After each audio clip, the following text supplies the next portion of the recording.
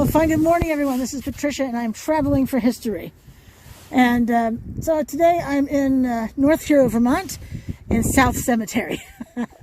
And this is a little off the main road, not too far though. You can see it from, I think we're Route 2 there.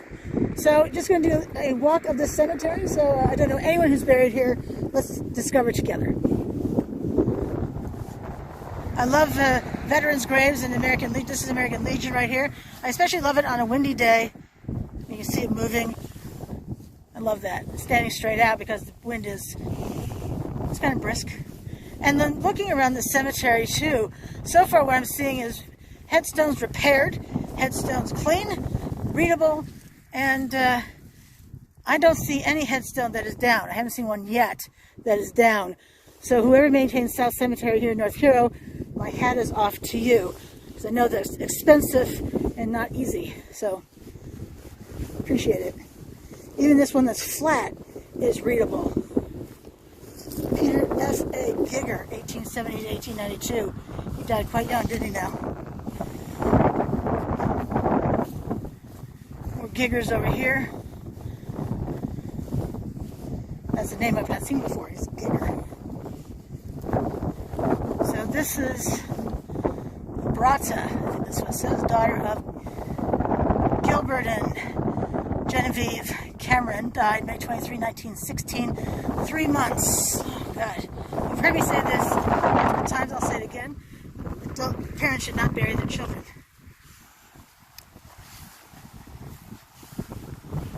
Now, look how clean this one is. Now granted, this death was 1986, but 1922, would you swear, this is practically a new headstone.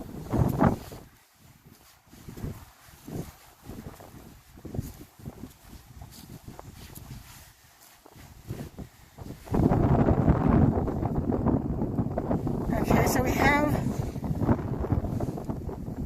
Desiree, perhaps? Dubuque, 1845-1920.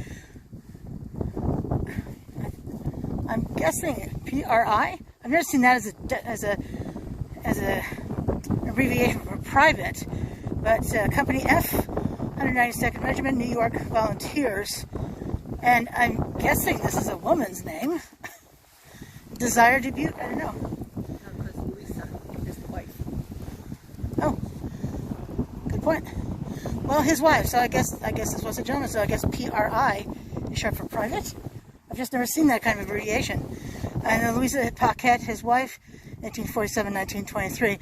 So when you're in a graveyard, cemetery, whatever you want to call it, the woman's name, the wife's name, is going to be her maiden name, so that when you're doing your research later on, it's much easier to find her name.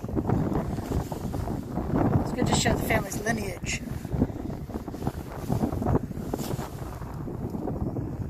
And it's funny, on camera, you can see the initials right there, but I can't actually tell what that says. So, all right. There's a pretty nifty headstone coming up. So, this is Spellman Hazen, 1839-1921. He was a corporal, Company K, 6th Regiment, Vermont Infantry, and Corporal, what is that? 171st Company, 2nd Battery, Vermont. No, this battalion, but RES? Reserves. I have a friend with me today. Between the two of us, we should be able to figure all this out.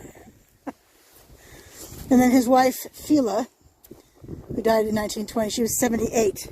So, good for her.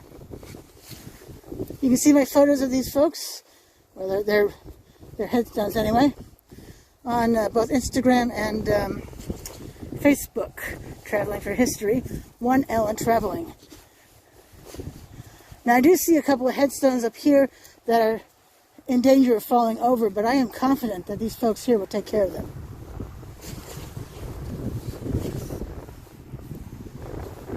Oh, their children. John, Mary, Francis Camerons, 1927. 26, 27, Jeez.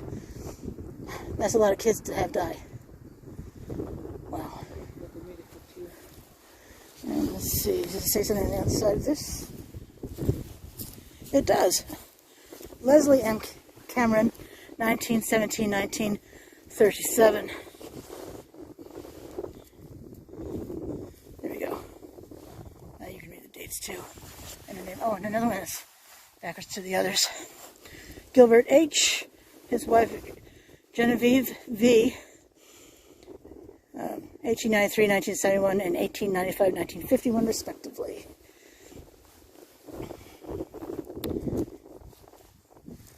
These newer veteran markers are so annoying because they don't tell us which war these folks served in. And, oh, it is metal.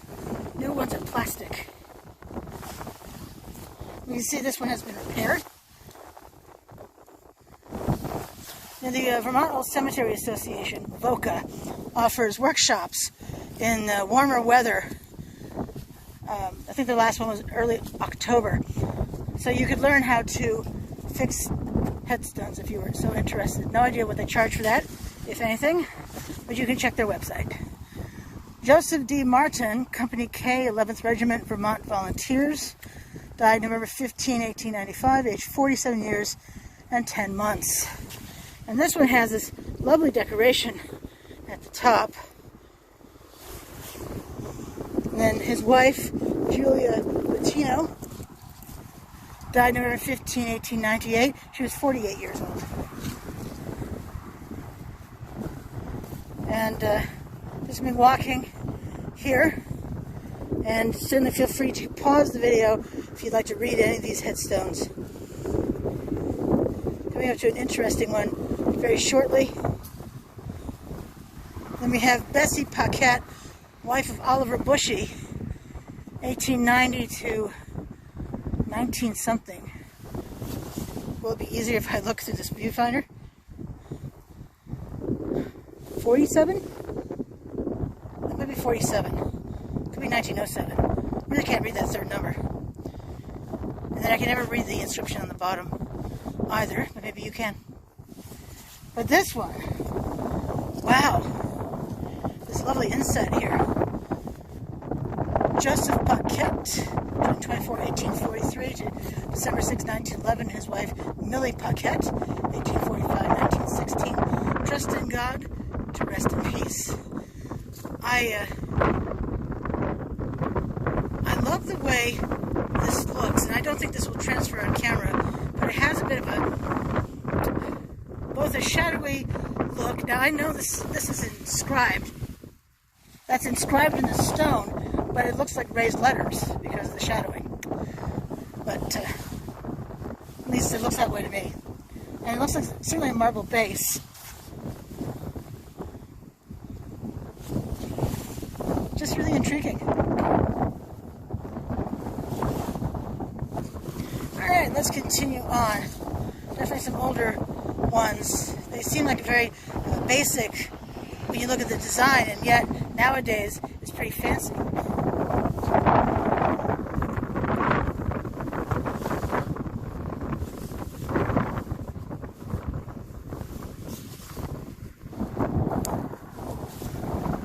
Alright.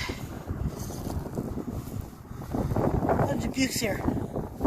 And the names are spelled differently here. These are D-E, B-U-Q-U-E, and that gentleman back there talked about before, D-U, B-U-Q-U-E.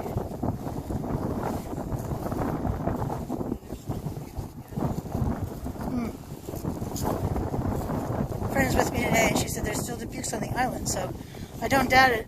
I was here a couple of days ago on Thanksgiving, and ran into a gentleman in Grand Isle who's part of the Grand Isle Historical Society. He said that he walks cemeteries, which makes sense, and he said that he doesn't have to ask how to spell anyone's name. He actually knows who we're living because they are the descendants of the people buried in the cemeteries he visits. So, pretty nifty. Alright, I'm gonna head over this way and turn so we can see down the row here. Now this one here is interesting to me because clearly this has fallen over and broken, and yet here it is back together, like it never happened almost, except you can tell it broke. This is Florence, wife of Charles Dubuque, maybe. Died 1880 something. She was 28 years old.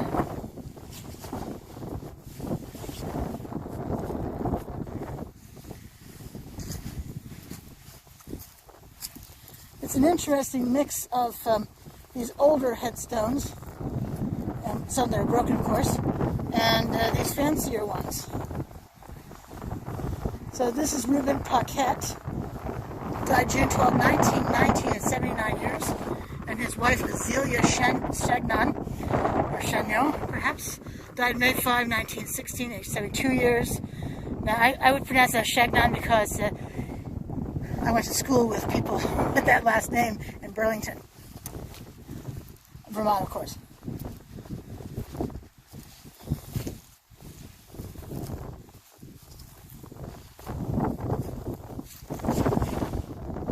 Now we can tell that someone is cleaning these headstones, because if you've been watching my videos, you know they're unreadable.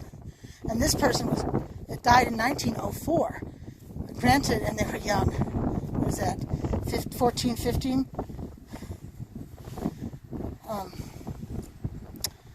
Yeah. So,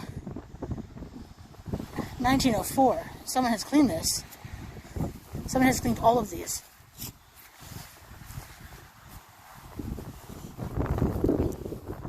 Ho ho! Now we saw Desire Dubuque over there. And looks like this was Eugenia Paquette's second husband. Or maybe he's... No, this is the son of Desire Dubuque. Desire Dubuque II. Sorry about that. I was so excited for a moment.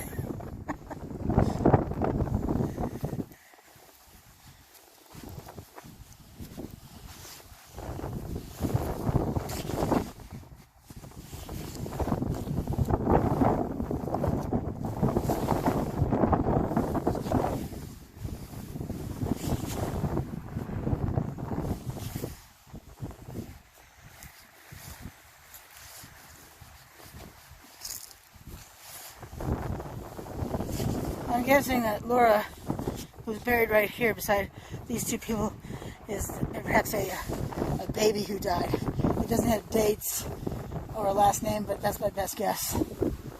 Oh. So, Eveline Patno died at the age of 40 in 1904.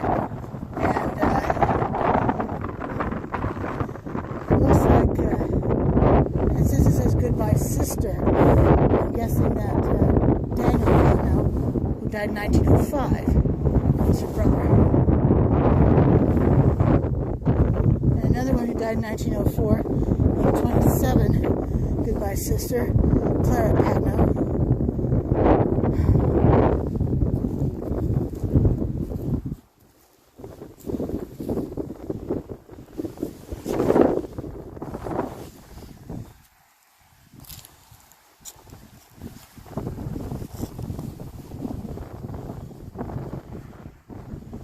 This person was like 19 and a half years old.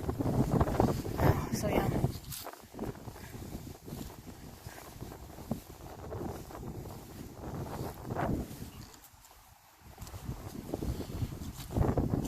This is a good-sized monument for the Allen family.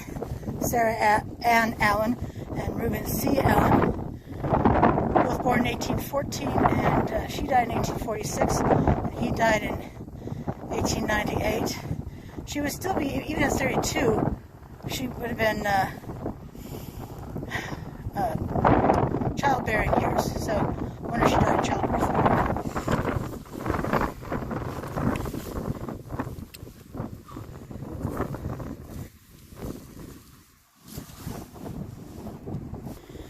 Alrighty, so in another section of this of the cemetery, as I said, I have a friend with me today, and she said, "Oh, you got to come and look at this stuff here." So, looking at these graves, like this Clarissa Ann daughter of Reuben and Celinda Clapp, who died January 27, 1844. She was 36 years old. And as we go along on this side, there's the rest of her family over here, in memory of Reuben on the left, son of Reuben and Celinda Clapp, and then on the right, in memory of Celinda, daughter of Reuben and Celinda Clapp. They both died on March 6, 1823. He was 25 and she was 23. And, we're wondering, what the heck? Was it an accident?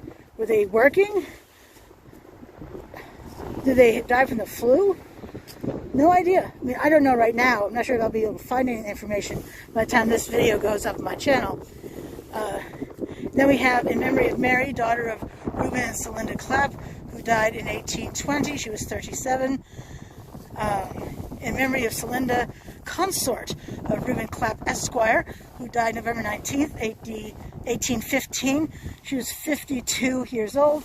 And then Reuben himself, who was a lawyer, that's what Esquire means, who departed this life February 10th, AD 1835. He was 79 years old.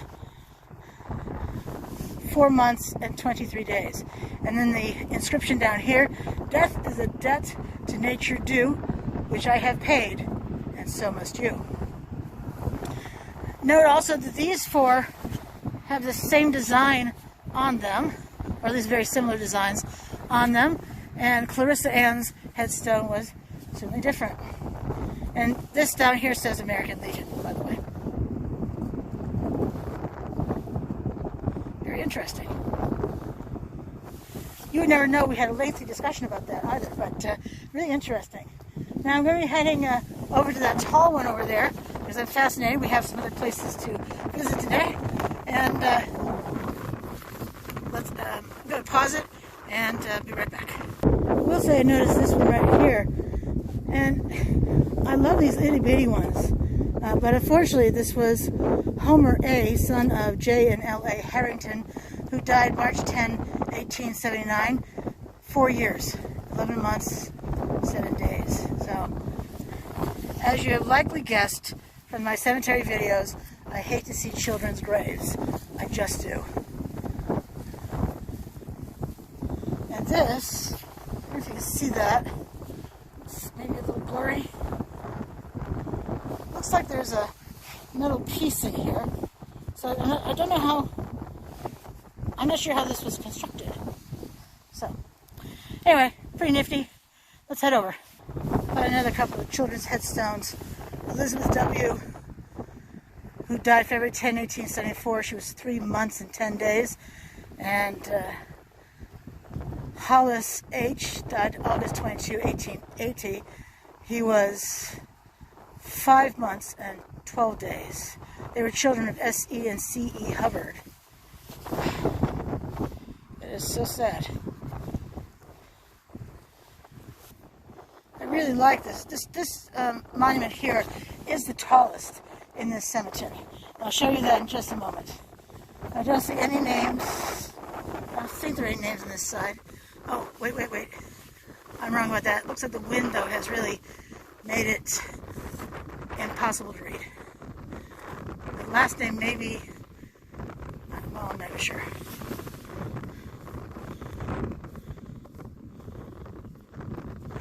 And again, there's a glare on my phone, so I can't even try to read it through my phone lens. Daughter of Cora B., daughter of Hutchins. Last name is Hutchins. This would die 1921. Age.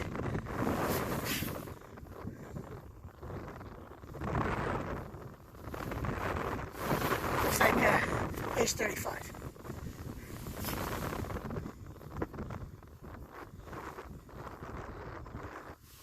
This is from an angle that's easier to see.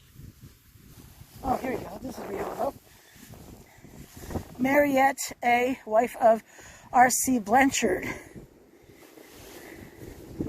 January 5, 18... 1879, age 51 years and 8 months. Yeah, 1879. My shadow has helped with that one. And over here we have Jessie F., wife of W.W. Blanchard, died June 8, 1881, age 25 years and 4 months. Mabel C., daughter of W.W. and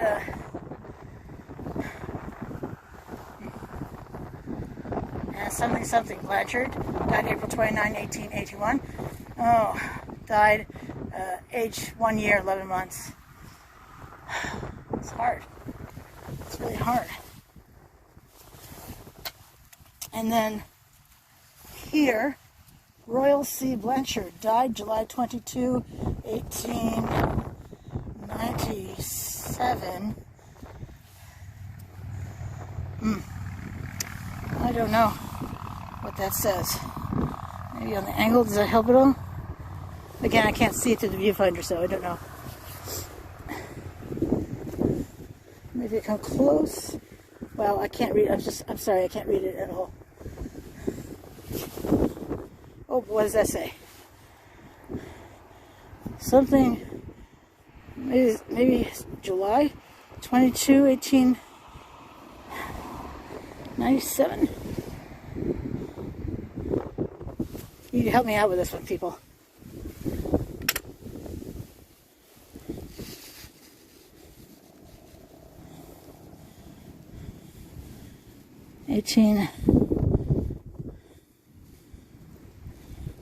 I think that's a 7 right there.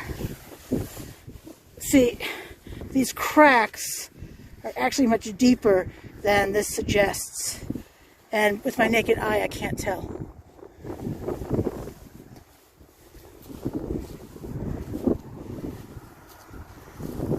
This monument does have a bit of a lean on this, leaning towards this side here.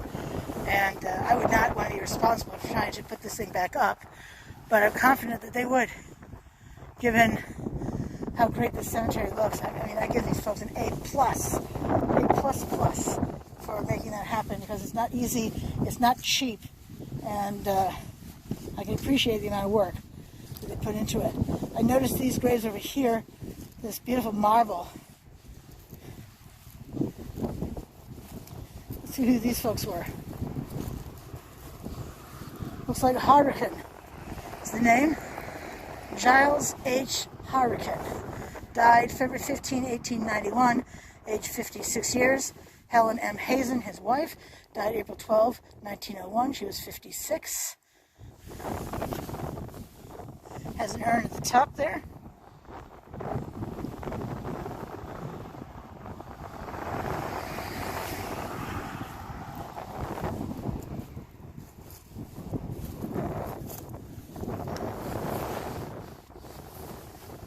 You can see this one has been repaired.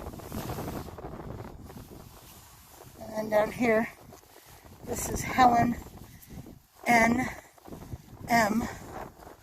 Helen M. Harrican. This kind of monument, especially when we look at it from the side, reminds me of an old-fashioned cash register. Can't help it, it just does. There are no names on either side of this monument here, but on the back side we have Sarah Clark, wife of John Harrican, who died October 13, 1880, at age 81. Again with an urn on the top. Over here we have the handshake at the top.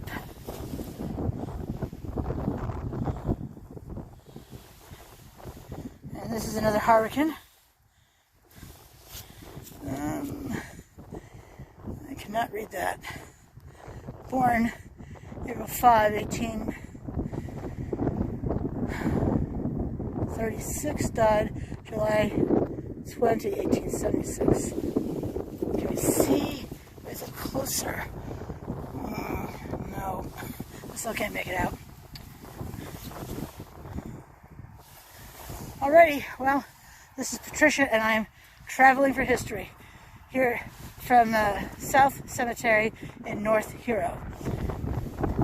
I'm on social media, Facebook and Instagram, Traveling for History, 1L Traveling. On Instagram, same, Traveling for History. And TikTok, the same. Twitter's the only one that's different. It's Traveling for High 1, Traveling for HI, numeral 1. So hopefully you'll subscribe to my channel and follow me on social media. I upload every day of the week. And until I see you tomorrow,